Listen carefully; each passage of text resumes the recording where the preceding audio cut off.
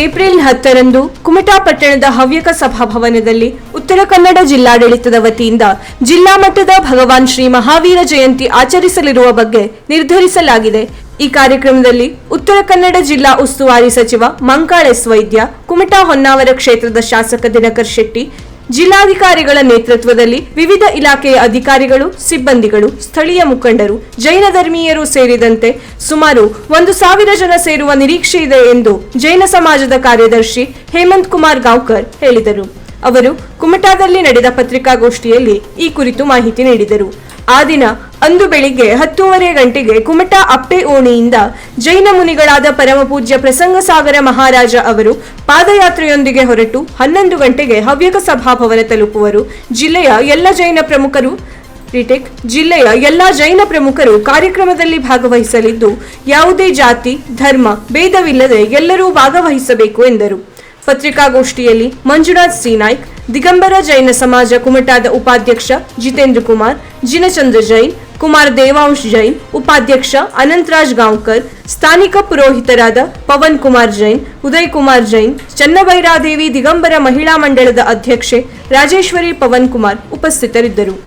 ಉಸ್ತುವಾರಿ ಸಚಿವರಲ್ಲಿ ವಿನಂತಿಸಿಕೊಂಡಾಗ ಜಿಲ್ಲಾ ಮಟ್ಟದ ಮಹಾವೀರ ಜಯಂತಿಯನ್ನು ನಮ್ಮದೇ ಕುಮಟಾ ಭಾಗದಲ್ಲಿ ಮಾಡಲಿಕ್ಕೆ ಅವರು ಜಿಲ್ಲಾಧಿಕಾರಿಗೆ ಸೂಚನೆ ಮೇರೆಗೆ ಆ ಕಾರ್ಯಕ್ರಮ ಆಯೋಜನೆಗೊಂಡಿದೆ. ಅವರಿಗೆ ಈ ಸಂದರ್ಭದಲ್ಲಿ ಅಭಿನಂದನೆ ಸಲ್ಲಿಸ್ತೇನೆ. ಹಾಗೆ ಹವ್ಯಕ ಸಭಾಭವನದಲ್ಲಿ ಈ ಒಂದು ಸಭಾ ಕಾರ್ಯಕ್ರಮ ನಡೀತಾ ಇದೆ. 11 ಗಂಟೆಗೆ ಪ್ರಪ್ರಥಮವಾಗಿ ಬೆಳಗ್ಗೆ ನಮ್ಮ ಬಸದಿಯಲ್ಲಿ ಪೂಜೆ, ಅಭಿಷೇಕಗಳು ಶ್ರಾವಕರಿಂದ ಪುರೋಹಿತರ ನಡೆದು ತದನಂತರ ನಮ್ಮ ಮಹಾರಾಜರಿಗೆ ಆಹಾರವನ್ನು ಕೊಡುವಂಥ ಕಾರ್ಯಕ್ರಮ ನಡೀತದೆ ಇಲ್ಲಿ ಎಲ್ಲ ಶ್ರಾವಕರಿಂದವ. ತದನಂತರದಲ್ಲಿ ಮೆರವಣಿಗೆ ಮೂಲಕ, ಶೋಭಾಯಾತ್ರೆ ಮೂಲಕ ಭಗವಾನ್ ಮಹಾವೀರರ ಭಾವಚಿತ್ರದ ಮೆರವಣಿಗೆಯೊಂದಿಗೆ ಹವ್ಯಕ ಸಭಾಭವನಕ್ಕೆ ತೆರಳುತ್ತೇವೆ. ಅಲ್ಲಿ ಸಭಾ ಕಾರ್ಯಕ್ರಮ ನಡೆದು ಎಲ್ಲ ಸರ್ಕಾರಿ ಅಧಿಕಾರಿ ವರ್ಗದವರು ಇರ್ಬೋದು, ಜನಪ್ರತಿನಿಧಿಗಳು ಆ ಒಂದು ಕಾರ್ಯಕ್ರಮದಲ್ಲಿ ಭಾಗಿಗಳಾಗ್ತಾ ಇದ್ದಾರೆ. ಹಾಗೆ ಮಹಾರಾಜರ ಪ್ರಸಂಗಸಾಗರ ಮಹಾರಾಜರ ಒಂದು ಪ್ರವಚನ ಸಮೇತ ಆ ಸಂದರ್ಭದಲ್ಲಿ ನಡೀತಾ ಇರುವಂಥದ್ದು ನಮ್ಮೆಲ್ಲರಿಗೂ ಪುಣ್ಯಭಾಗ್ಯ ಆಗಿದೆ. ಹಾಗಾಗಿ ಈ ಒಂದು ಕಾರ್ಯಕ್ರಮಕ್ಕೆ ಸಾರ್ವಜನಿಕ ಎಲ್ಲ ಬಂಧುಗಳು ಆಗಮಿಸಿ ಈ ಒಂದು ಮಹಾವೀರ ಜಯಂತಿ ಕಾರ್ಯಕ್ರಮವನ್ನು ಯಶಸ್ವಿಗೊಳಿಸುವ ಜೊತೆಯಲ್ಲಿ ಮಹಾವೀರರ ಸಂದೇಶವನ್ನು ನಾವೆಲ್ಲರೂ ಅನುಷ್ಠಾನ ಮಾಡಿದಾಗ ಈ ಜಗದಲ್ಲಿ ಶಾಂತಿಯನ್ನು ನೆಲೆಸಲಿಕ್ಕೆ ಸಾಧ್ಯ ಅನ್ನೋದನ್ನು ನಾವು ಮನಗಂಡಂಥವರು ಜೈನ ಧರ್ಮದವರು. ಹಾಗಾಗಿ ಪ್ರತಿಯೊಬ್ಬರನ್ನು ನಾವು ಈ ಸಂದರ್ಭದಲ್ಲಿ ಬಂಧುಗಳನ್ನು ಈ ಒಂದು ಕಾರ್ಯಕ್ರಮಕ್ಕೆ ಆಹ್ವಾನಿಸ್ತಾ ಇದ್ದೇವೆ.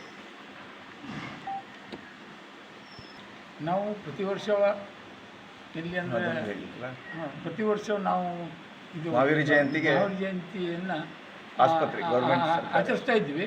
ಆದರೆ ನಮ್ಮ ಮನೆಯೊಳಗೆ ಮಾಡ್ತಾ ಇದ್ವಿ. ಆದರೆ ಕಳೆದ ಒಂದು 23-24 ವರ್ಷದಿಂದವ ನಾನು ಗೌರ್ಮೆಂಟ್ ಹಾಸ್ಪಿಟ್ಲಿಗೆ ಹೋಗಿ ಅಲ್ಲಿ ಇರುವಂಥ ಎಲ್ಲ ರೋಗಿಗಳಿಗೆ ಹಾಲು, ಹಣ್ಣು, ಬ್ರೆಡ್ಡು, ಬಿಸ್ಕೆಟನ್ನು ಹಂಚ್ತಾ ಬಂದಿದ್ದೇನೆ ಪ್ರತಿಯೊಬ್ಬರಿಗೂ. ಈ ಕಾರ್ಯಕ್ರಮವನ್ನು ನಾವು ಮಾರನೇ ದಿನ 11ನೇ ತಾರೀಕಿಗೆ ಸರ್ಕಾರಿ ಆಸ್ಪತ್ರೆಗೆ ಮಹಾವೀರ ಜಯಂತಿಯ ಪ್ರಯುಕ್ತ ಹಣ್ಣು ಹಂಪಲು ರೋಗಿಗಳಿಗೆ, ಅಲ್ಲಿ ಇರುವಂಥ ರೋಗಿಗಳಿಗೆ ಕೊಡುವಂಥ ಕೆಲಸವನ್ನು ನಮ್ಮವರಿಂದ ನಡೀತದೆ. ಸಮಯದ ಅಭಾವ ಇರೋದ್ರಿಂದ ಯಾವಾಗ ಮಹಾವೀರ ಜಯಂತಿ ಆ್ಯಕ್ಚುಲಿ ಮಹಾವೀರ ಜಯಂತಿ ದಿವಸನೇ ಕೊಡಬೇಕಾಗಿತ್ತು. ಅದು ಕೊಡುವ ಸಮಯ ನಮಗೆ ಭಾಳ ಅಭಾವ ಇರೋದ್ರಿಂದ ಅದನ್ನು ನಾವು 11ನೇ ತಾರೀಕಿಗೆ ಗೌರ್ಮೆಂಟ್ ಆಸ್ಪತ್ರೆಗೆ ಹೋಗಿ ಅಲ್ಲಿ ರೋಗಿಗಳಿಗೆ ಹಾಲು, ಹಣ್ಣು, ಹಂಪಲವನ್ನು ಕೊಟ್ಟು ಬರಬೇಕು ಅಂತ ವಿಚಾರ ಮಾಡ್ಕೊಂಡಿದ್ದೇವೆ. ಅದಕ್ಕೆ ಎಲ್ಲರೂ ಸಾರ್ವಜನಿಕರಾಗಲಿ ಯಾರೇ ಹೋಗಲಿ ಸಹಕರಿಸಬೇಕು ಅಂತ ಕೇಳ್ಕೊಳ್ತಾ ಇದ್ದೇನೆ. ಭಾಗವಹಿಸ್ತಾರೆ. ಹಾಗೆ DC ಅವರು ಬರ್ತಿದ್ದಾರೆ.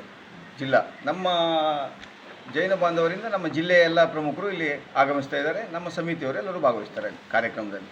ಜೈನ ಬಾಂಧವರೇ ಇಲ್ಲಿ ಮೆರವಣಿಗೆ ಹೋಗೋದಲ್ಲ ನಾವೇ, ಅದೆಲ್ಲ ಟೋಟಲ್ ಆಗಿ. ಆದರೆ ಎಲ್ಲರಿಗೂ ನಾವು ಸಂಪರ್ಕ ಮಾಡ್ತಿದ್ದೇವೆ. ಎಲ್ಲರೂ ಬನ್ನಿ ಹೇಳಿ, ಏನು ಇನ್ವಿಟೇಷನ್ಲಿದೆ, ಇನ್ವಿಟೇಷನ್ ಎಲ್ಲ ಹಿಡ್ಕೊಬಿಡಿ, ಒಂದ್ಸಲ ತೋರಿಸಿ ಅಂತ ಹೇಳಿ. ವೀಕ್ಷಕ ಮಹಾಪ್ರಭುಗಳೇ, ನಮ್ಮ ಚಾನಲ್ ಅನ್ನು ಸಬ್ಸ್ಕ್ರೈಬ್ ಮಾಡಿ, ಶೇರ್ ಮಾಡಿ, ಪ್ರೋತ್ಸಾಹಿಸಿ.